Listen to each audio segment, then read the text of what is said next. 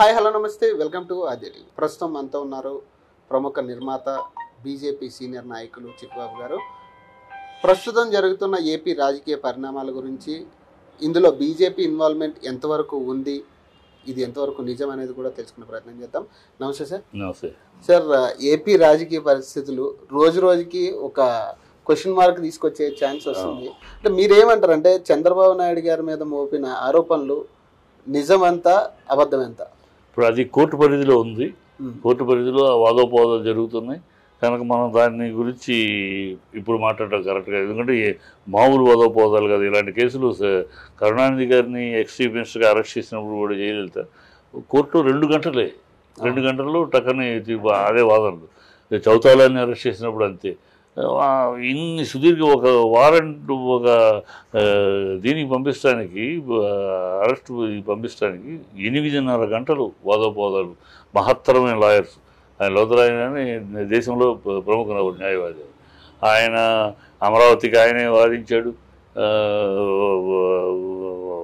డబ్బులు తెలంగాణ ఎమ్మెల్సీ కొనుగోలు దాంట్లో చంద్రబాబుతో ఆయన వాదించాడు. ఒకటండి, అంటే ఒక విషయం ఏంటంటే తెలియని విషయం, ఇప్పుడు చంద్రబాబు నాయుడు నిజంగా ఆరోపణ ఏదైతే 370 కోట్లు ఆరోపిస్తున్నారో ఇది జరిగి ఉంటుందా నిజంగా ఈ స్కిల్ డెవలప్మెంట్ లో? ఇప్పుడు ప్రైమా ఫేసీ కనపడుతుంది కదా.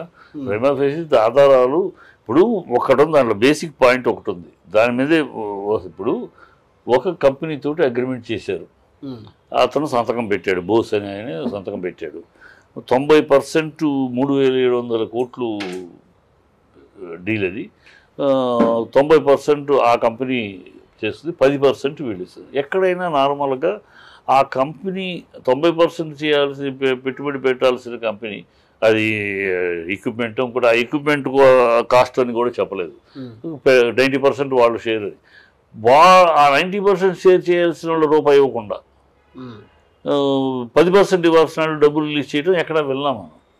ఎక్కడ ఎప్పుడు కూడా 90-10 ముందు వాళ్ళ నుంచి 90% బాధ్యత కలిగిన వాళ్ళు ముందుకు వస్తే మనం 10%లో కొంచెం రిలీజ్ చేస్తే వాళ్ళు అట్లా జరుగుతుంది. వాళ్ళు ఏమి చేయకుండాను మరో కంపెనీతోటి, ఆ మరణాన్ని మరో కంపెనీతో టైప్ పెట్టుకుని ట్రై పార్టీ పెట్టుకొని వాళ్ళకి రిలీజ్ చేసేసి అవి ఎక్కడికో వెళ్ళి వీళ్ళకి దాంట్లో 58 కోట్లు వీళ్ళకి 55 వాళ్ళు మొత్తం ఏదో ఇన్ని పెట్టాం, అన్నింటిలో ఎక్విప్మెంట్ కాస్ట్ 300 కోట్లు అన్ని కోట్లు అయిందని. అంటే ఎన్హాన్సింగ్ ది టెక్నికల్. కానీ ఈ డిజైన్ టెక్ వాళ్ళు కానీ తర్వాత మన సిమెన్స్ వాళ్ళు కానీ వీళ్ళు బయటకు వచ్చి ఆధారాలన్నీ చూపిస్తున్నారు కదా. మరి ఏం ఆధారాలు చూపిస్తాడు? బోస్ వచ్చేమంటాడు, బోసు సిమెన్స్ అయిన బోస్ వచ్చేమన్నాడు, నేను ఇప్పుడు లేను, రిజైన్ చేశాను, జాబ్లో లేను, కానీ నేను జరిగినప్పుడు సంతకం ఎందుకు పెట్టలేదంటే కరెంటు పోయింది అందుకు సంతకం పెట్టలేదు. అంతకన్నా ఆశాస్పదమైన ఉంటుందా?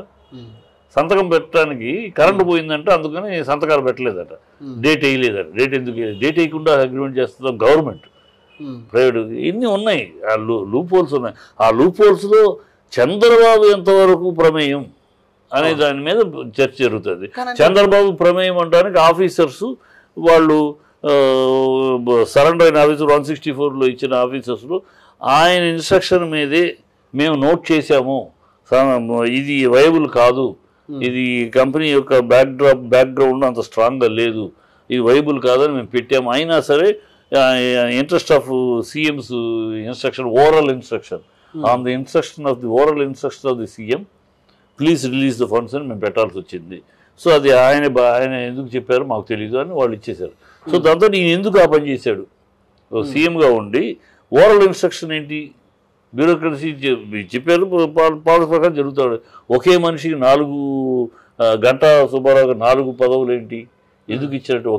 దీనికి సంబంధించి స్కిల్ డెవలప్మెంట్ దానికి సంబంధించి ఆయనే 4 పదవులు ఎందుకు ఇచ్చారు? ఎన్ని క్వశ్చన్ మార్క్స్, ఎన్ని అంటే న్యాచురల్గా జరిగేవి కాకుండా అన్యాచురల్గా ఉన్నాయి చాలా విషయాలు. ఈ అన్యాచురల్గా జరిగే విషయాల్లో ఈయన ప్రమేయం ఎంత చర్చ జరుగుతుంది. ప్రాథమిక ప్రైమా ఫేసి ఆధారాలు ఉండటం గమనించబట్టి 8.5 గంటల వాదం తర్వాత హిమబిందు జడ్జి దీని తర్వాత ఈవెన్ చంద్రబాబును కూడా మీ ఏదైనా చెప్పదలుచు కూడా చెప్పట్టు కూడా అడిగి నార్మల్గా అడగరు.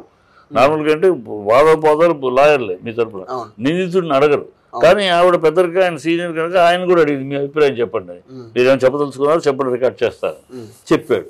సో అంత చేశాక అమ్మాయి రిమాండ్కి పంపించిందంటే దర్ ఇస్ ప్రైమా ఫేసి లేకుండా చేయాలి. కానీ అంటే ఒకటేనండి, ఇప్పుడు ఇది అధికార పార్టీకి ఏమంటారు దాన్ని, అపోజిషన్ కి కలిపి జరుగుతున్న ఒక దీని కింద చూడొచ్చు. అలాగే పోరాటంగా చూడాలి, వ్యక్తిగత పోరాటాలు ఎందుకంటే జగన్కి కసి ఉంది. జగన్ ఆనాడు ఎన్నికలప్పుడు కూడా మాట్లాడాడు. ఎందుకని నేను సోనియా గాంధీని ఎదిరించడం వల్ల నాకు కాంగ్రెస్కి విరోధాలు వచ్చాయి. సో వాళ్ళు నా మీద కాంగ్రెస్ అలవాటు, వాళ్ళు ఎప్పుడైనా వాళ్ళని ఎదిరించే వాళ్ళని రకరకాలుగా ఇబ్బంది పెడతారు. అట్లాగా అప్పుడు వాళ్ళ పాలన ఇక్కడ కాంగ్రెస్ అక్కడ కాంగ్రెస్ ఉంది, ఇక్కడ కాంగ్రెస్ పోయింది, అక్కడ కాంగ్రెస్ ఉంది.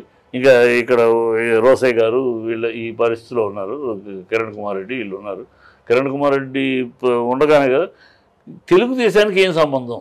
ఎర్రమనాయుడిని శంకర్రావు, కాంగ్రెస్ శంకర్రావు కేసు వేయమన్నారు. శంకర్రావుతో ఈయన ఎందుకు కలపాలి? ఎర్రమనాయుడికి ఏం సంబంధం? తెలుగుదేశం ఎంపీ ఎర్రమనాయుడికి ఏం సంబంధం? ఎందుకు వాళ్ళతో కొమ్మక్కై నా మీద వేశారు అంటే నా ఎదుగుదలను అరికట్టడానికి, నేను ఎదిగితే వాళ్ళకి ప్రాబ్లం కనుక నన్ను ఎదగనివ్వకుండా చేయడం కోసం నా మీద కత్తి కట్టి కేసు మీద కేసు ఆధారాలు లేకుండా పెట్టి నన్ను ఇరికించి లక్ష్మీనారాయణ. దీంట్లో కూడా కక్షపూరిత చర్యలు ఉన్నాయి గ్యారంటీ. ఇప్పుడు అందుకనే అంటున్నాను, ఇప్పుడు వీళ్ళది ఈ ప్రభుత్వాన్ని కక్షపూత చర్య, జగన్ది కక్షపూరిత చర్య అని అంటే మరి అప్పుడు మీరు చేసింది కక్షపూరిత చర్య కాదా? మీరు చేసింది ధర్మరక్షణ మేము ఓన్లీ చేసామంటే ఇప్పుడు తను అదే అంటాడు కదా. సో ఇది కక్ష, వీళ్ళిద్దరి మధ్య విభేదాలు విరోధాలు అనేవి సాగుతున్నాయి. కానీ అంటే ఒకటి ఈ రెండు ఓకే, కానీ ఇప్పుడు బీజేపీ పెద్ద హాట్ టాపిక్ అయింది. అంటే బీజేపీ ఇన్వాల్వ్ అయ్యే చేస్తుంది, ఇప్పుడు దాకా బీజేపీ పెద్దలు ఎవరు రియాక్ట్ అవ్వలేదు, ఎక్స్సీఎం అయినా కూడా అని చెప్పేసి చాలా మంది. ఏమో అవసరం ఉందమ్మా. బీజేపీ ఇప్పుడు ఆ రోజు జయలలితని సీఎంగా ఉన్నప్పుడు అరెస్ట్ చేశారు, ఎక్స్సీఎంగా ఉన్న గవర్నమెంట్ అరెస్ట్ చేశారు. కేంద్రం అప్పుడు కాంగ్రెస్ అధికారంలో ఉంది, కాంగ్రెస్ స్పందించిందా? స్టేట్ లెవెల్లో జరుగుతున్న గొడవలు అయ్యాయి, వాళ్ళు చూసుకుంటారు. సిబిఐ ఉంది, సిఐడి ఉంది. సిఐడి ఆ స్థాయి దాటి వీళ్ళు ఇంకా ఏదో 7 కేసులు 8 కేసులు అన్నారు. ఆ కేసులు ఏదైనా సిబిఐ పరిధిలోకి వచ్చే కేసు ఉంటే సిబిఐ దిగుద్ది, లేదా సిబిఐ ఎందుకు? ఇది ఒక కుట్రపూరితమైన ప్లాను. ఈ వాళ్ళు చేస్తున్న పని. ఉండవల్లి కూడా నిన్న సిబిఐ ఎంటర్ అవ్వాలి. ఎందుకు ఎంటర్ అవ్వాలి? ఈ కేసులో బదనాం అవుతారు, జగన్ బదనాం అయ్యే అవకాశాలు కనపడుతున్నాయని వాళ్ళ నమ్మకం. ఈ కేసు ఎన్ని అయినా సుప్రీంకోర్టుకి వెళ్ళినా, హైకోర్టు లేదా సుప్రీంకోర్టుకి వెళ్ళినా కూడా ఇది కొట్టేయబడుద్ది, ఆయన ఈ వీళ్ళ వాదనలు కావు అని వాళ్ళ నమ్మకం. సో అదైనప్పుడు ఎవరు బదనాం అయ్యేది? జగన్.